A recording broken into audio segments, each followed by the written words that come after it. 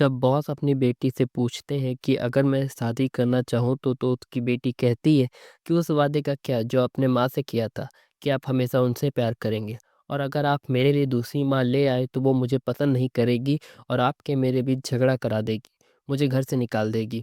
तो उसके पापा कहते हैं कि तुम्हें घर से कोई नहीं निकालेगा, मुझे लगा तुम अकेला महसूस करती हो।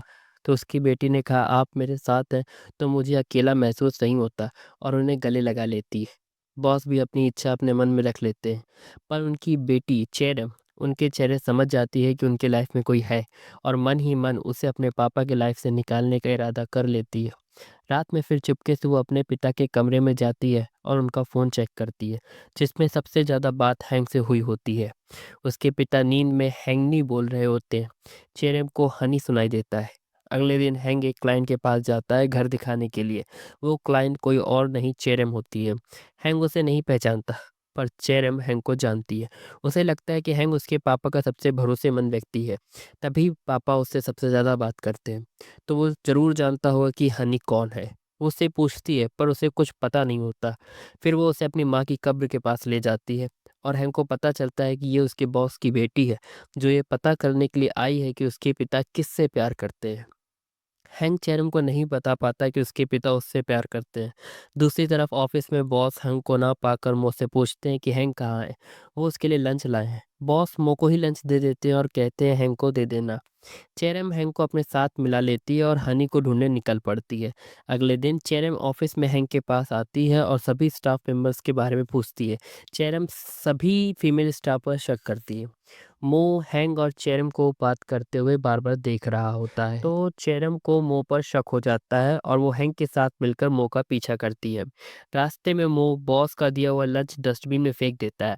चेरम डस्टबिन चेक करती है और लंच बॉक्स को देखते ही पहचान लेते ही ये उसके डैड का है और उसे यकीन हो जाता है कि मो से उसके डैड प्यार करते हैं। क्योंकि वो एक लड़का है इसलिए उन्होंने उसे नहीं बताया। वो दोनों मो का पीछा करते हैं। मो एक गिफ्ट शॉप में जाता है, वहाँ पर एक टॉय देखकर हैंक वहीं रुक जाता है और मो वहाँ से निकल जाता है। चेरम हैंक से पूछती है कि तुम मो को जानते हो, तो वो मना कर देता है और कहता है कि मैं मो से ज़्यादा बात नहीं करता। रात में चेरम देर से घर पहुंचती है। उसके डैड उसका इंतजार कर रहे होते हैं और पूछते हैं इतनी देर क्यों हो गई, तो वो बहाना बना देती है कि वो अपने दोस्तों के साथ शॉपिंग पर गई थी। उसके पिता कहते हैं इस सैटरडे को उनकी एक मीटिंग है, तो वो उसे क्लासेस के लिए लेने नहीं आएंगे। चेरन कहती है कोई बात नहीं, वो भी ड्राइविंग क्लासेस में बिजी रहेगी। रात में जब हैंक घर वापस आता है तो मो से पूछता है कि ऑफिस के बाद तुम कहाँ गए थे। मो बहाना बनाकर निकल जाता है। तब चेरम का फ़ोन आता है और वो बताती है कि सैटरडे को डैड हनी के साथ डिनर डेट पर जा रहे हैं। तुम मेरे साथ चलो, अगर हम दोनों उन दोनों को रंगे हाथ पकड़ लेंगे। हैंक को पहले समझ नहीं आता, फिर उसे याद आता है कि इस सैटरडे को उसका बर्थडे है और बॉस शायद उसे सरप्राइज पार्टी देना चाहते हैं। अगले दिन बॉस हैंक को ऑफिस में बुलाते हैं और पूछते हैं कि सैटरडे को क्या तुम फ्री हो। तो हैंक बहाने बनाता है, पर बॉस उसे एक रेस्टोरेंट में मिलने के लिए बुलाते हैं। शाम को खाना खाते समय हैंक मो से रिक्वेस्ट करता है कि वो बॉस के साथ मेरी जगह डिनर पर चला जाए। फिर हैंक सारी कहानी बताता है तो मो कहता है उसे सच बता दो क्योंकि मैं तुम्हारी इस मामले में कोई मदद नहीं कर सकता। अगले दिन बॉस अपने घर से निकलते हैं तो पीछे पीछे चेरम हैंक के साथ भेस बदलकर उसी रेस्टोरेंट में आ जाती है। चेरम इंतजार कर रही होती है कब मो आएगा और वो उन्हें पकड़ लेगी। इधर बॉस हैंक का इंतजार कर रहे होते हैं। जब चेरम बाथरूम जाती है तब बॉस हैंक को पहचान लेते हैं और कहते हैं तुम भेस बदलकर मुझे सरप्राइज देने आए हो। फिर दोनों बैठकर बातें करते हैं। बॉस बताते हैं कि आजकल मैं अपनी बेटी के लिए बहुत परेशान हूँ। वो देर से घर आती है, फ़ोन पर हमेशा किसी से बातें किया करती है। मुझे लगता है उसका कोई बॉयफ्रेंड है। तभी चेरम बाथरूम से आती है और देखती है कि डैड और हैंक बातें कर रहे हैं। फिर बॉस बाथरूम जाते हैं तब चेरम हैंक के पास आती है और कहती है तुम क्यों बात कर रहे हो। तभी बॉस बर्थडे केक लेकर आते हैं। उनको आता देख के चेरम और हैंक छिप जाते हैं। फिर बॉस इधर उधर हैंक को ढूंढ रहे होते हैं। तभी मो वहां पर आता है और उनसे केक ले लेता है और कहता है कि उसे हैंक ने बोला है कि आपसे केक ले ले क्योंकि उसे कुछ ज़रूरी काम आ गया है। चेरम उन दोनों का सबूत के लिए वीडियो बना लेती है और कहती है इस वीडियो से हम मो को ब्लैकमेल करेंगे और मेरे डैड से दूर चले जाने के लिए कहेंगे। अगर वो नहीं मानेगा तो ये वीडियो हम लोग इंटरनेट पे डाल देंगे। शाम को हैंग घर वापस आता है और मो को सारी बात बताता है और वीडियो दिखाता है।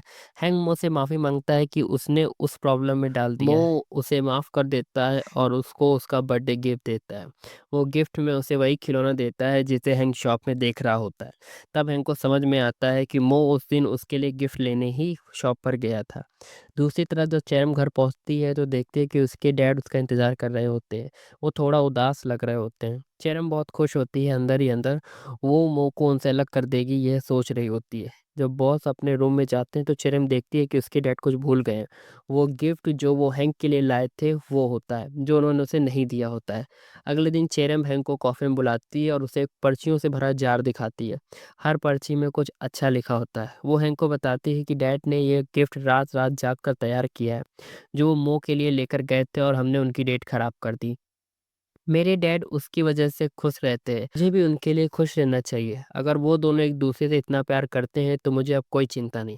मैं भी उनकी खुशी में खुश हूँ और तुम्हारा भी शुक्रिया कि तुमने मेरी इतनी मदद की। तभी अचानक वहाँ पर बॉस आ जाते हैं। वो हैंक की शक्ल नहीं देख पाते और वो चेरम को डाँटते हैं कि मैं जानता था कि तुम्हारी ज़िंदगी में कोई है और तुमने मुझे नहीं बताया, और अगर तुम किसी को डेट कर रही थी तो मुझसे छुपाने की क्या ज़रूरत थी? और फिर जब वो हैंक का चेहरा देखते हैं तो खुद ही चौंक जाते हैं और पूछते हैं, तुम यह क्या कर रहे हो? तभी चेरम बोलती है कि आपने मुझसे छुपाया कि आपके दिल में कोई है, और हैंग उसे ही ढूँढने में मेरी मदद कर रहा था। बॉस समझते हैं कि चेरम को सब पता चल गया है और इसीलिए उसने हैंग को यहाँ बुलाया है। वो खुशी-खुशी उसे बताते हैं कि वो हैंग से शादी करना चाहते हैं। जब चेरम को पता चलता है कि वो व्यक्ति हैंग है जिससे उसके डैड शादी करना चाहते हैं तो बहुत ज़्यादा नाराज़ हो जाती है और हैंग से कहती है, तुम शुरुआत से ही जानते थे तो तुमने मुझे क्यों नहीं बताया? और वो अपने डैड से वो कहती है कि आप दुनिया किसी भी व्यक्ति से शादी करें पर इससे नहीं, ये बहुत बड़ा झूठा है।